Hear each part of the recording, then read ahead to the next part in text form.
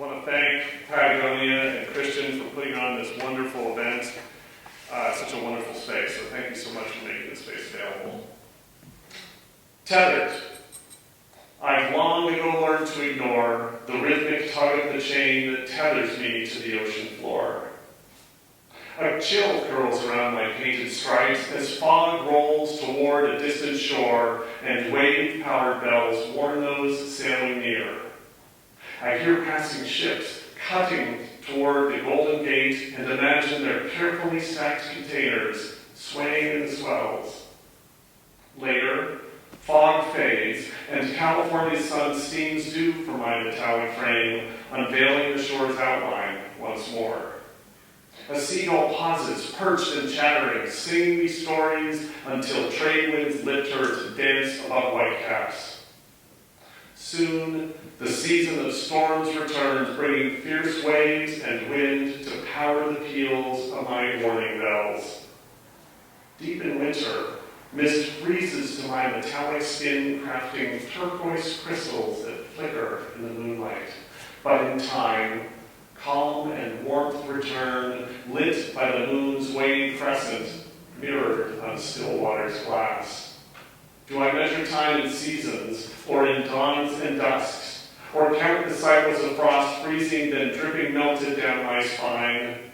Or do I set aside time and count the swells, or passing ships, or pods of dolphins, shivers of sharks, colonies of gulls? I dream of one day being released from my tether, my work complete, transformed into turquoise sea glass, smoothed by tides and resting on a shoreline beach, waiting to catch the eye of a strolling passerby. Tethered, thank you. And that was a completely unintentional connection to sea glass. All right, this poem I wrote because it's a real experience. It happened to me, but I think it's an experience everybody, even the youngest person who hears this poem, can relate to. Crush. Teen week at Foxwood Inn. I'm 15, scrawny, bookwormed and shy. She arrived so tall, her rich brown curls waving a smile, dazzling and confident. The crush envelops me, its weight taking my breath away. As she turns the corner, there is no time to say hi, and I fear being caught staring too long. Each morning, after breakfast, I peek over my paperback, waiting for her to pass by, and if her eyes catch mine, I shrink and blush, my heart crushed and racing. Later, by the dock, the jocks show off their running, shirtless, headlong dives while I sit, silently, on a fading Muskoka chair, tucking my book under a towel, avoiding splashes. When the last night comes, her name a mystery still, with Stairway to Heaven's sorrowful intro begun, I crush fear, walking towards her, extending my hand, offering a dance. She looks me in the eye and quietly nods, no, and takes the dance floor with one of the diving boys. I walk in the darkness, across dew-damp grass, down to the edge of the dock, sitting, legs swinging, toes caressing the still cool lake, rubber plant echoing in the distance. Between chords, I hear footsteps. She's there, her hand on my shoulder, a tear sliding down my cheek. I like you, James, but just as a friend, sitting down beside me as the song ends. I feel the crush as my imagined first kiss drifts away with the ripples beneath my feet. But in time, smile, eyes closed and dry, replaying her saying my name. Crush.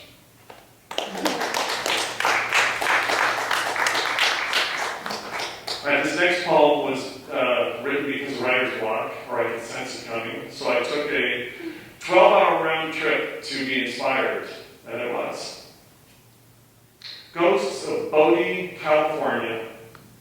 I drove for hours to the Ghosts of Bodie, through Sonora Pass by switchbacks, where the air starts to thin, to an abandoned place I know you'd love if I could wake and bring you here.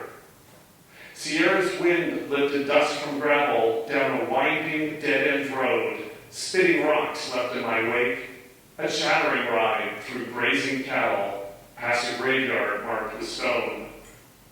They floated beside me on unpaved streets among rusted carcasses of mining gear, a deluxe Ford stripped, half sunk, the church, town bank, morgue, and outhouses scattered there and here.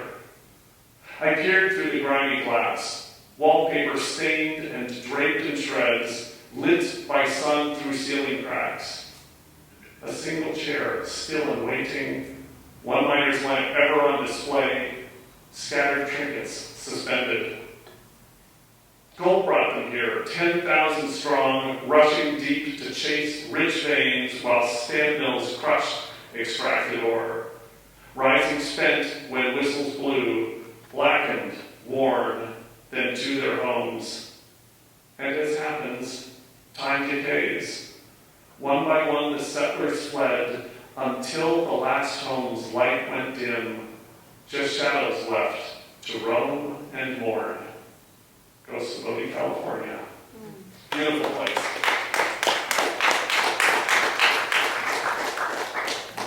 I'm going to read a couple of poems that are connected to Patagonia because of the outdoorsiness of them. As we paused on the cables, we leave in darkness guided by headlamp beams and the ch-ch-ch of boots on gravel. We hike for hours through waterfall mist, up stone-carved steps in forest depths, lit by hints of sunrise glow, past cottonwood and oak, until in time our muscles ache. Then, breaking through the tree line's edge, lit brilliant as the shadows flee, switchbacks and stone go farther up, and in the distance, anchored firm, a pair of cables, two sleek lines appear on Half Dome's spine. We join the queue, anxious, unsure, cling to steel and start to climb on cooled magma, slick as frost from winter's rain in years before, and then my calf begins to cramp.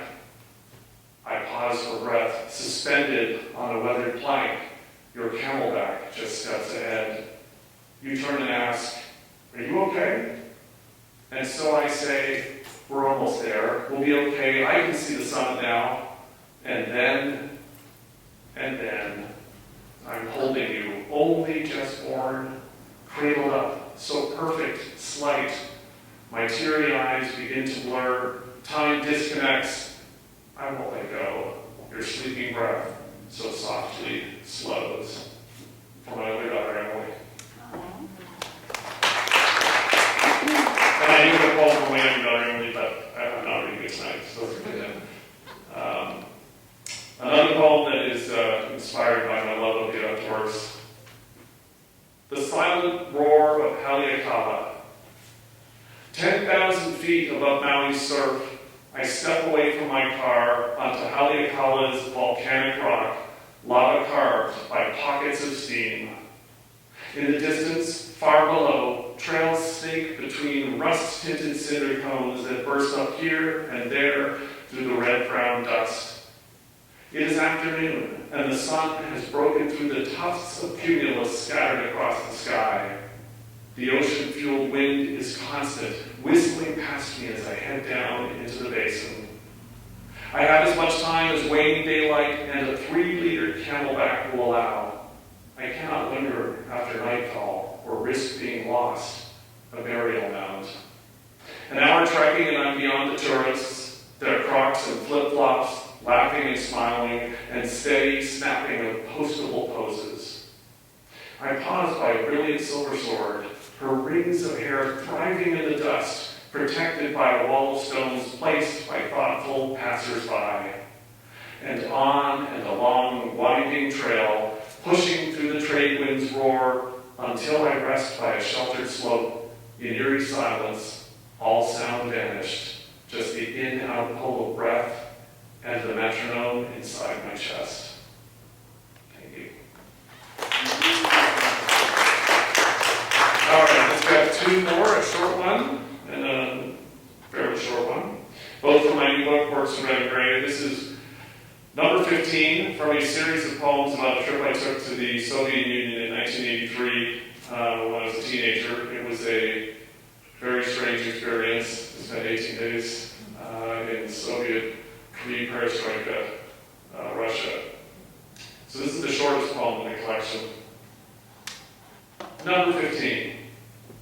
Sipping tea in Samarkand, a nestled perch on concrete stilts, an eerie cove in shadows glow, from sunlight seeping patterned walls, open air, a warmer breeze, so strangely whispers this hidden space, on kneeling mats and wooden slats, a simple teacup held in place.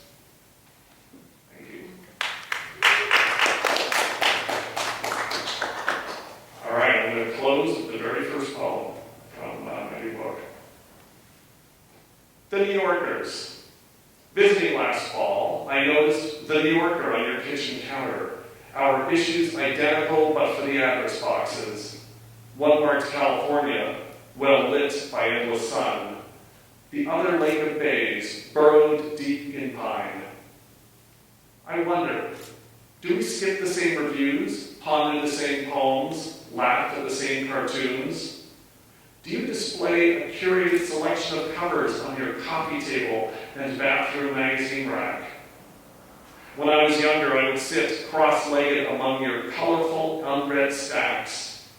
So many words left to learn, I thought, as I thumbed through another issue. As I walked back from the mailbox, my copy buried in a pile of bills, I imagine you lingering in bed, hiding from Mom, finishing one last page. I begin with fiction and wonder, are you searching for fiction too? Or have you fallen back asleep as the pages slip